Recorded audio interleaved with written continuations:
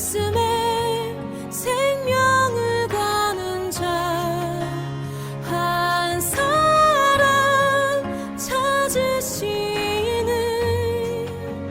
주님의 약속을 믿어 하나님 말씀에 운명을 거는 자 순종하며 주 오늘 하나님께서 우리들에게 주시는 말씀은 하나님의 집 출애굽기 25장 1절에서 9절의 말씀입니다. 한 절씩 교독하고 마지막 절은 함께 봉독하겠습니다. 여호와께서 모세에게 말씀하여 이르시되 이스라엘 자손에게 명령하여 내게 예물을 가져오라 하고 기쁜 마음으로 내는 자가 내게 바치는 모든 것을 너희는 받을지니라. 너희가 그들에게서 받을 예물은 이러하니 금과 은과 놋과 정색, 자색, 홍색 실과 가는 배 실과 염소 털과 붉은 물들인 수량의 가죽과 해달의 가죽과 조각목과 등유와 관유에 드는 향과 분향할 향을 만들 향품과 포만오며 에봇과 흉패에 물릴 보석이니라.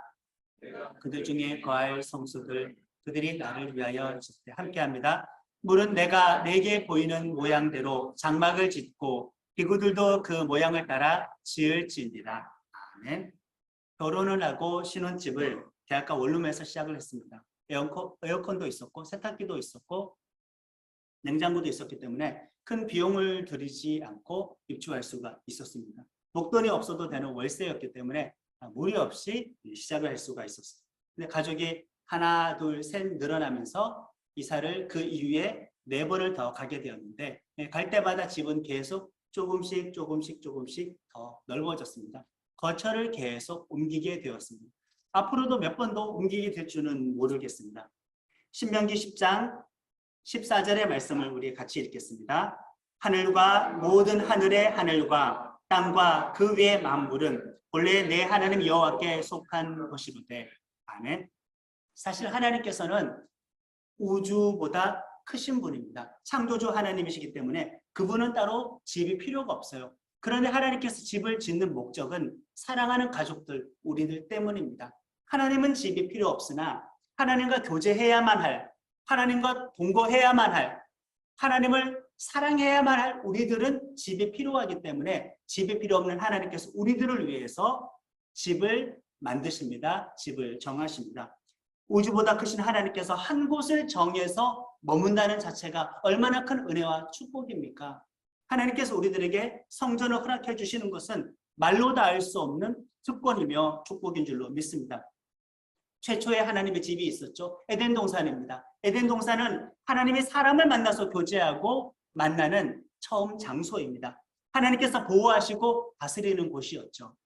하나님과 사람 사이에 완벽한 그런 교제, 완벽한 만남이 이루어지는 것, 연합이 이루어지는 것, 하나가 이루어지는 그 하나님의 집, 그 하나님의 장소가 최초의 에덴 동산이었습니다. 하늘에 계신 하나님께서 땅의 집을 마련하신 것은 땅에 있는 사람들에게 내려와서 한 가족으로 어울려서 사시겠다는 것이죠. 그런데 이 하나님의 집이 한 곳에 계속 머물러 있지는 않았습니다. 하나님의 거처는 계속 옮겨 다니게 되었습니다. 에덴 동산에서 어디로요? 시내산으로요. 시내산에서 어디로요? 성막으로요. 성막에서 어디로요? 가나안 땅에 정착한 다음 그 예루살렘 성전으로요. 이렇게 하나님께서는 하나님의 거처를 계속 옮겨 다니셨습니다. 요한복음 2장 19절의 말씀을 같이 읽겠습니다. 예수께서 대답하여 이르시되 이 성전을 헐라 내가 사흘 동안에 일으키리라. 아멘. 예루살렘 성전 이후에는 하나님은 사흘 만에 부활하신 예수님을 성전으로 삼고 예수님에게로 거처를 옮기셨습니다. 성전을 계속 이동하죠. 하나님께서 계속 이렇게 이사를 하고 계시는 겁니다. 그럼 참 성전 예수님이 승천하시고 이 세상에 성전이 없어졌습니까? 예수님께서 승천하신 다음에 하나님의 백성들에게, 자녀들에게 성령님을 약속하셨고 그 성령님께서 강림하신 이후에는 이제는 우리가 성전이 되었습니다. 우리가 하나님께서 머무시는 거처입니다. 바로 나 자신이 하나님의 집이 되었습니다. 고린도전서 3장 16절 함께 읽습니다. 너희는 너희가 하나님의 성전인 것과 하나님의 성령이 너희 안에 계시는 것을 알지 못하느냐. 아멘. 성전이란 장소만큼은 하나님께서 완벽하게 임재하는 곳입니다. 그곳만큼은 하나님께서 완전히 통치하시는 곳입니다. 세상과 구별된 곳입니다. 구별되었다라는 말의 다른 뜻은 거룩함입니다.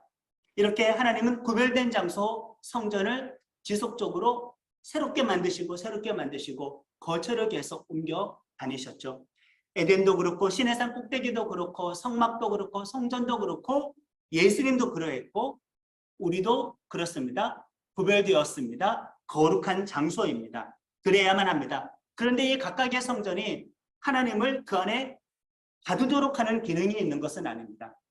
성전은 세상과 다르게 구별은 되어야 되지만 세상과 분리되고 단절된 의미는 아닙니다. 에덴 동산에 살던 아담과 하와의 사명이 무엇이겠습니까? 생육하고 번성하여 땅을 정복하고 땅을 잘 다스리면은 에덴 동산의 이 영역이, 이 하나님 통치의 영역이 온 세상으로 확장이 되어지는 거죠. 에덴 동산이 확장이 되는 겁니다. 그 말은 온 세상 자체가 에덴 동산 되게 하는 것이 하나님의 원래의 계획이었던 것이죠. 성전을 중심으로 온 세상을 향하여 하나님의 인재와 통치가 뻗어나가는 것이 아담과 하와의 사명이었고 그것이 원래 성전의 역할이었습니다. 그 성전 안에 머물면서 하나님을 섬기는 사람들의 존재 이유가 거기에 있습니다. 그래서 모든 성전은 하늘과 땅을 이어주는 역할입니다. 중재자의 역할을 가지고 있습니다. 제사장의 역할을 가지고 있습니다. 아담과 하와가 제사장의 역할을 잘 했습니까? 하늘과 땅을 잘 이었나요? 에덴 동산과 온 세상을 잘 연결했습니까? 연결하는 사명을 잘 감당했습니까? 실패했습니다. 그래서 온 세상 가운데 하나님의 나라가 임하지 못하게 된 것입니다. 계획이 온전하게 이루어지지 못하게 된 것입니다. 만약에 아담과 하와가 그 역할을 잘 했으면은 온 세상은 하나님의 나라로 이미 옛날에 완성이 되었죠. 온 세상에 이미 하나님의 완전한 통치가 임했죠. 그러나 그들의 불순종과 죄악으로 말미암아 그 계획은 틀어지고 말았습니다. 그들은 실패했습니다. 출애굽한 이스라엘 백성이 모든 민족과 모든 백성들을 축복하는 제사장의 사명을 잘 감당해야 되는 그들 스스로가 성전이었습니다. 성막 중심으로 잘 섬기는 제사장의 역할을 잘 감당하는 제사장 나라가 되었으면은 온 세상에 하나님의 통치가 완성이 되고 이루어졌는데 출애굽한 이스라엘 백성들도 제사장 나라의 역할을, 이 제사장의 사명을 실패했습니다. 그들의 성전은 하나님이 떠난 장소가 되었고 그들의 성전은 파괴가 되었습니다. 그래서 참 성전이자 완벽한 대제사장이신 예수님께서 오셔서 온전한 성전의 기능을, 온전한 제사장의 사역을 성공하신 것이죠. 예수님께서 앞서 실패했던 모든 일들을 회복하신 것입니다.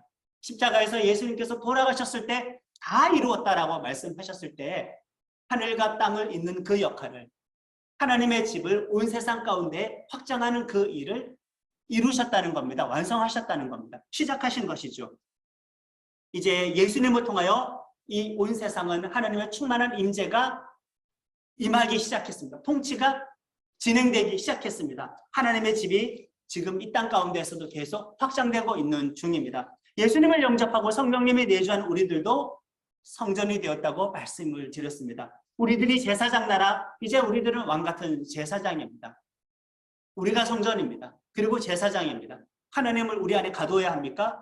하나님의 거룩함을 우리 내부 안에 가두어야 합니까? 에덴 동산의 영토 안에 머물러야 됩니까? 아니죠. 원래 에덴 동산의 기능은, 시내산의 기능은, 성막과 성전의 기능은, 예수님께서 선포하신 복음의 기능은, 원래 제사장의 역할은 하늘과 땅을 연결하는 역할입니다. 우리 안에 있는 성전과 우리 안에 있는 하나님의 나라는 세상 가운데 계속 뻗어나가면서 확장이 되어야자 하는 겁니다. 그 역할을 우리가 하나님께 받았다는 것이죠. 우리가 이 성전의 역할, 제사장의 역할을 해야 되는데 그러면은 어떤 성전이 되어야 되는가? 나 스스로가 먼저 우리 안에 무슨 일이 일어나야 하는가? 에덴 동산, 시내산에 이어서 세 번째 하나님의 거처 집이었던 이 성막을 통한 말씀으로 하나님께서 우리가 어떤 성전이 되어야 되는 줄로 알려주고 계십니다. 오늘 본문은 성전 설계도 말씀에서 도입부 그 첫 번째 단락입니다. 성막 설계도에 대한 말씀은 출애굽기 25장부터 31장인데 지난주 우리가 32장 금송아지 반역 사건의 말씀을 드렸는데 그 반역 사건 이전의 내용입니다. 금송아지 반역 때문에 모세가 하나님께서 친히 새겨주셨던 그 두 돌판을 산 위에서 산 아래로 던져서 깨트려 버렸습니다.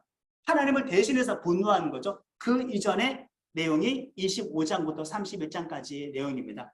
모세가 시내산에서 40일 동안 머물면서 하나님께 받았던 성막 조감도의 말씀입니다. 이 조감도 그대로 35장부터 40장까지는 성막을 실제로 제작하고 건축하는 내용인데 성막 조감도와 성막 건축에 대한 내용을 합치면 출애굽기 40장 중에서 13장 분량에 이릅니다. 출애굽기의 거의 3분의 1에 해당되는 거죠.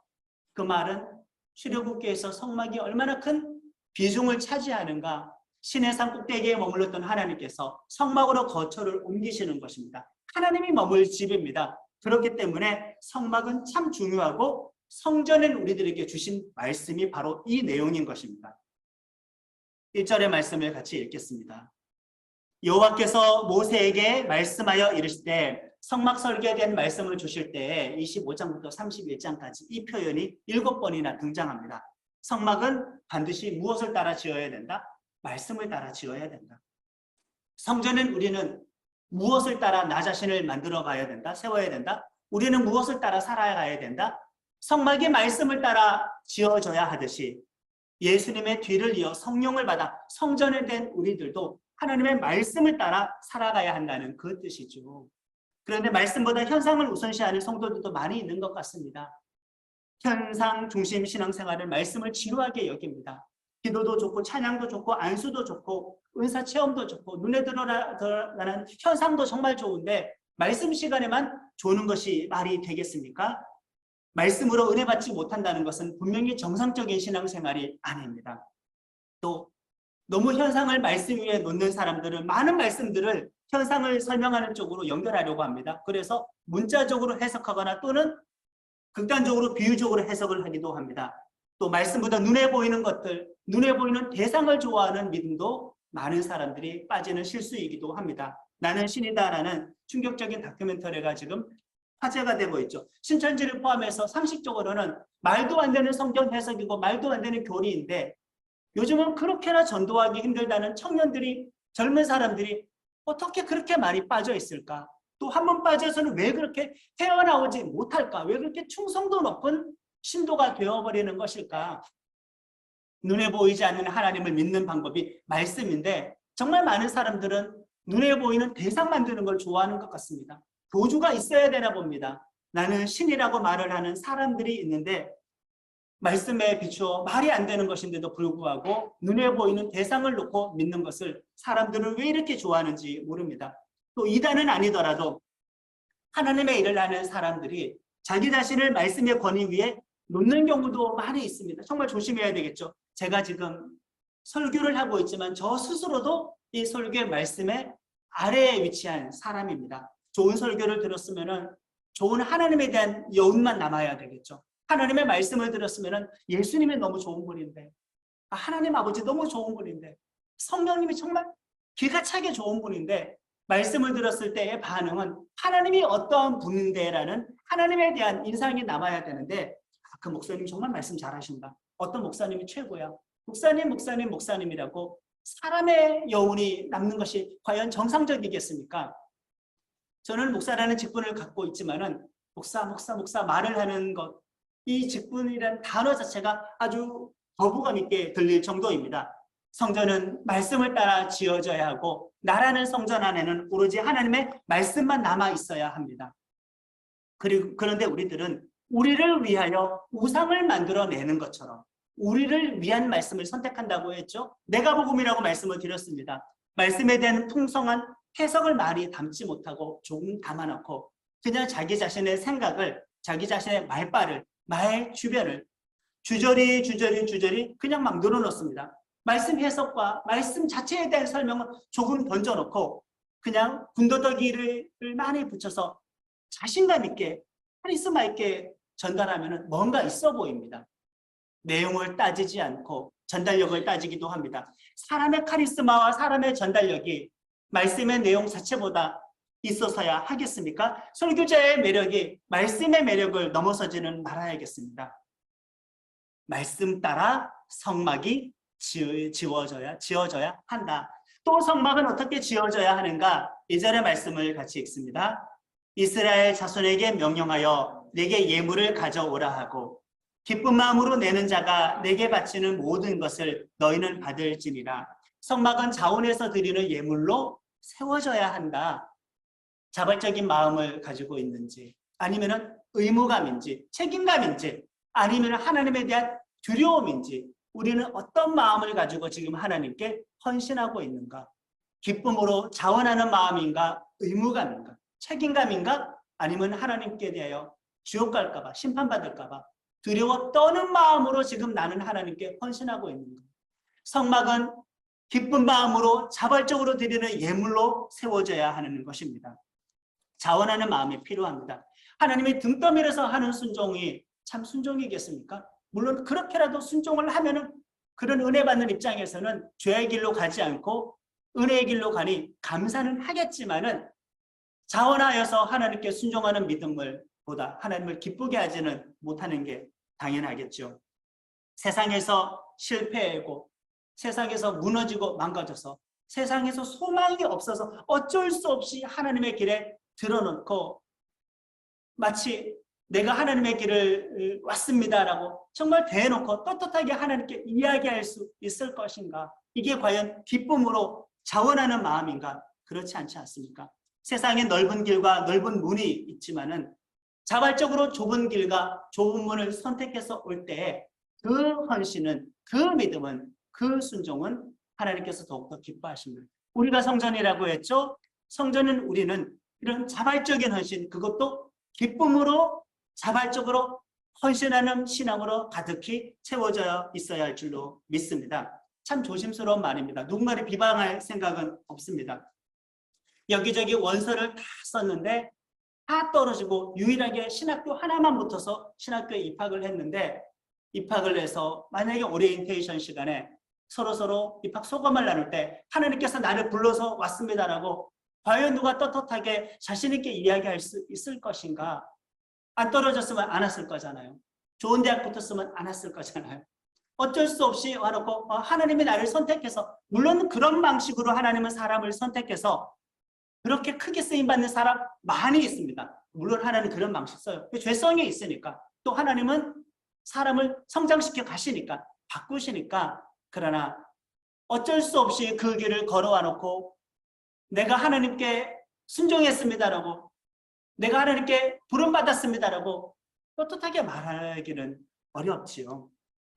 많은 길을 갈 수 있음에도 불구하고 그 모든 길을 포기하고 기쁨으로 헌신하는 믿음이 더 큰 믿음인 줄로 믿습니다. 하나님이 혼내서 순종하는 것보다 낫잖아요. 헌금의 자세도 자발성이 필요합니다. 그런데 현실적으로 이 헌금에는 강제성과 의무가 많이 붙습니다. 주보에 이름을 올리면 헌금 액수가 늘어가고 주보에 이름 올리는 작업을 하지 않기로 하면 헌금 액수가 줄어듭니다. 헌금의 가지수를 많이 늘려버리면 헌금 액수는 늘어나고 헌금의 가지수를 줄여버리면 헌금의 액수가 줄어듭니다. 11조가 율법적이냐 아니냐, 오늘 그것 가지고 많이 논쟁을 합니다. 11조가 성경적이냐 아니냐를 많이 가지고 따지는데 일단 우리들의 모든 소유가 하나님의 것이라는 것은 다 동의하죠.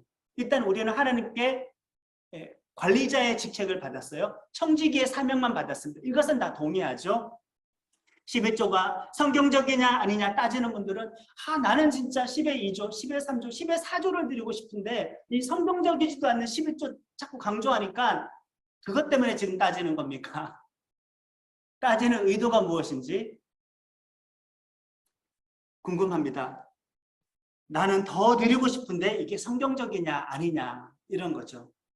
최대한 적게 드리고 싶어서 따지는 것은 아닌가. 또 재물에 대한 집착도 없고 재물에 대한 어떤 미련도 없어요. 돈은 우상처럼 섬기지도 않아요. 그러나 형편이 정말 어려워서 20분의 1을 드릴 수도 있고 30분의 1을 드릴 수도 있는데 하나님이 그것 가지고 과연 따지겠습니까? 비율보다도 X보다도 하나님께서 기뻐하시는 것은 자발성이죠. 기쁨으로 드리는 것입니다. 11조 한 달을 한다고 해서 20분의 1 드리는 사람을 비판할 수는 없는 것입니다. 왜? 본인도 10의 10 전부를 드리지는 않았기 때문입니다. 또 기쁨으로 자원해서 드리는 것을 보상을 주 목적으로 해서는 안 됩니다.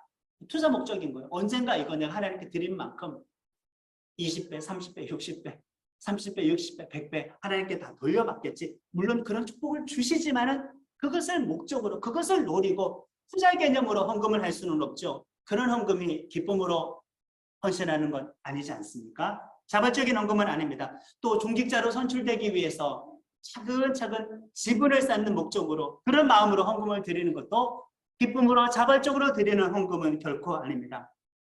자, 또 성막은 어떻게 지어져야 하는가? 있는 모습 그대로 모두가 참여해야 합니다. 3절에서 7절의 말씀을 같이 읽겠습니다. 너희가 그들에게서 받을 예물은 이러하니 금과 은과 놋과 청색, 자색, 홍색 실과 가는 배실과 염소털과 붉은 물들인 수장의 가죽과 해달의 가죽과 조각목과 등유와 관유에 드는 향료와 분향할 향을 만들 향품과 호마노며 애복과 흉패에 물릴 보석이니라 하는 성막의 재료는 다양해요. 여기 있는 모든 재료를 한 개인이 다 가지고 있지는 않잖아요. 누군가는 이것을 가지고 있고 누군가는 저것을 가지고 있어요. 누군가는 귀한 보석 종류를 가지고 있고 누군가는 귀한 것이 없고 그냥 의류, 천, 실만 가지고 있어요. 이것도 없는 사람 산에 가서 그냥 나무를 해다가 조각목을 준비할 수밖에 없어요. 그러니까 근데 이건 다 필요해요. 각각의 역할이 다 있어요. 각각의 역할과 은사의 다양성, 헌신의 다양성이 필요합니다. 중요한 것은 누구라도 빠짐이 없이 참여는 해야 한다는 것입니다. 헌신은 나의 일이 아니야. 나는 호마노가 없어. 난 보석이 없어. 하나님을 위해서 섬기는 것은 나의 일이 아니야. 나는 특별한 재능이 없어. 특별한 소유가 없어. 내가 가지고 있는 것은 그냥 홍색실, 자색실, 청색실, 배실 이것밖에 없어. 이것도 없어. 나는 그냥 산에 가서 나무를 해와야 돼. 조각목을 깎아야 돼. 이것밖에 없어. 차별이 없고 차등이 없어요. 모든 것이 필요합니다. 저는 딱히 하나님께 드릴 것이 없는데요. 그를 말할 필요도 없고요. 저는 하나님께 보석을 드립니다라고 자랑할 필요도 없습니다. 성막의 재료 가운데는 특별한 것도 있지만 일상에서 쓰는 재료도 많이 섞여 있었습니다. 일상에서 쓰는 것일지라도 나 자신이 비록 일상적인 삶만을 살아가는 평범한 사람일지라도 나 자신이 평범 그 자체일지라도 어떻게 쓰느냐에 따라서 우리 자신은 신령한 하나님의 집이 될 수 있어요. 신령한 하나님의 거처가 될 수 있습니다. 누구를 위해서 쓰이느냐에 따라서 하나님께서는 우리 모두를 받아주십니다. 누군가는 금을 내겠죠. 누군가는 은을 내겠죠. 누군가는 놋을 내면 됩니다. 놋도 없어? 그런 조각목을 내면 되는 것입니다. 누군가를 평가할 필요도 없습니다. 교회 공동체에서 기득권과 특권도 필요 없습니다. 세상에서의 직급과 헌금 액수에 따라서 차별이 없어져야 합니다. 그것이 성전의 모습입니다. 성막의 모습입니다. 성막 건축의 모습입니다. 그것이 나의 모습이 되어야 합니다. 있는 모습 그대로, 현재 상태 그대로 헌신하기를 바라는 거죠. 동참하기를 바라는 겁니다. 이렇게 말씀과 자발적인 헌신과 모두가 다양한 은사로 참여하여 성막을 세우면 하나님께서 어떻게 하신다고 하셨나요? 8절의 말씀을 같이 읽겠습니다. 내가 그들 중에 거할 성소를 그들이 나를 위하여 짓되 내가 그들 중에 거할 성소를 거하겠다고 약속하셨습니다. 성막의 주목적은 무엇인가? 임마누엘입니다. 하나님이 우리와 함께 하시기 위함입니다. 창세기만 해도 하나님을 만나기 위해서는 특별한 장소로 갔었어야 됐었어요. 근데 성막은 다릅니다. 임시적인 장소가 아니죠. 집과 숙박업소가 다르지 않습니까? 우리가 숙박업소일 때 여행 가서 잠깐 임시적으로 산발적으로 머무는 거처가 숙박업소이지만 집은 지속적으로 우리가 거주하는 곳 아니겠습니까? 여행 가서 묵는 거처는 산발적이고 임시적입니다. 그러나 우리의 집은 지속적으로 내가 머무는 것입니다. 성막을 짓기 전까지는 하나님의 구체적인 집은 없었어요. 그 말은 하나님의 임재가 하나님의 백성들에게 어떻게 다가왔다? 산발적으로 다가왔다. 하나님께서 만나주시는 사건이 백성들에게 어떻게 다가왔다? 산발적으로, 임시적으로 다가왔다. 보편적으로 다가오지 않았다는 것입니다. 성막 제작을 통하여서 이제 하나님의 산발적인 임재는 지속적인 임재로 바뀌게 되는 겁니다. 하나님과 동떨어진 삶에서 함께하는 삶으로 바뀌게 되는 것입니다. 하나님이 성전된 우리들에게 바라시는 것은 그러면 무엇이겠습니까? 산발적으로 하나님과 동행하는 것, 산발적으로 하나님의 임재를 의식하는 것, 산발적으로 하나님을 순종하는 것, 산발적으로 하나님을 예배하는 것, 그것이 아니라 영원한 하나님의 거처가 되는 것을 하나님은 요구하고 계십니다. 영원토록 주님과 동행하리라. 우리 세 번 한번 외쳐볼까요? 시작. 영원토록 주님과 동행하리라. 영원토록 주님과 동행하리라. 영원토록 주님과 동행하리라. 가능합니다. 왜요? 나 자신이 성전이니까. 임시 거처가 아니라 영원히 하나님은 내 안에 머물러 계십니다. 마지막으로 성막이 어떻게 세워져야 되는가? 하나님이 무엇을 다시 강조하실까요? 9절의 말씀을 읽겠습니다. 물은 내가 내게 보이는 모양대로 장막을 짓고 기구들도 그 모양을 따라 지을지니라. 아멘. 1절의 말씀과 비슷하죠? 여호와의 말씀대로 지어야 된다는 거. 하나님께서 백성 가운데 계시는 장소가 성막이죠. 그런데 이 성막을 일단 사람이 낸 재료를 가지고 사람 기술자가 일단은 만듭니다.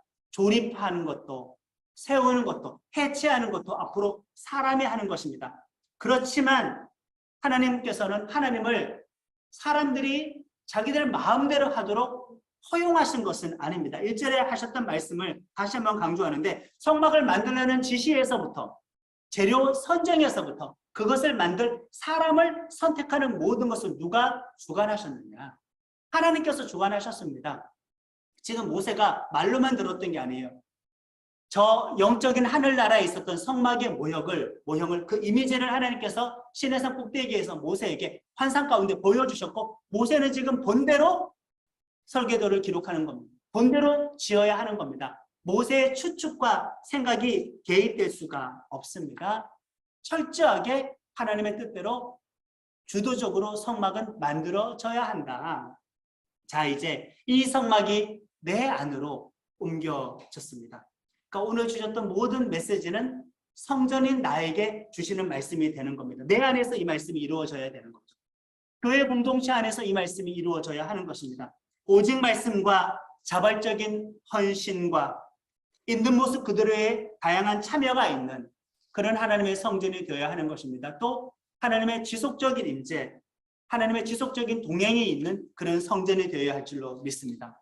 그리고 하나님은 에덴 동산 안에 갇혀 있어야 된다? 아니다. 신의 산 안에 갇혀 있어야 된다? 아니다. 하나님은 성막에 갇혀 있어야 된다? 아니다. 하나님은 성전에 갇혀 있어야 된다? 아니다. 하나님은 성전은 우리 안에 갇혀 있어야 된다? 아니다.